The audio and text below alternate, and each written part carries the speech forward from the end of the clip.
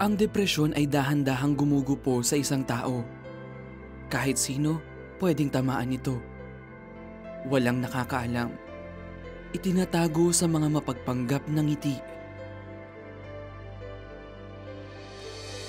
At pagsasabi ng, ayos lang ako. Hi! Ikaw lang ang nakakaalam sa tunay mong kalagayan. Kunwari masaya, kunwari walang problema. Para walang mag-alala.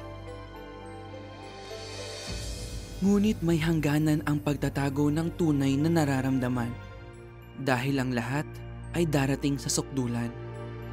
Di habang panahon maitatago ang matinding kalungkutan. Pero ayos lang yan. Okay lang aminin na di ka okay.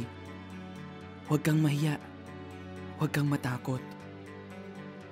Dahil may Diyos na nakakaunawa sa iyo. Ang bawat bagong araw ay bagong pag-asa. Mahalaga ka. Mahal ka.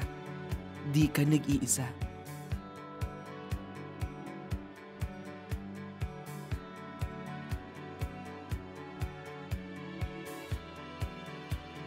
Kailangan mo ng kausap?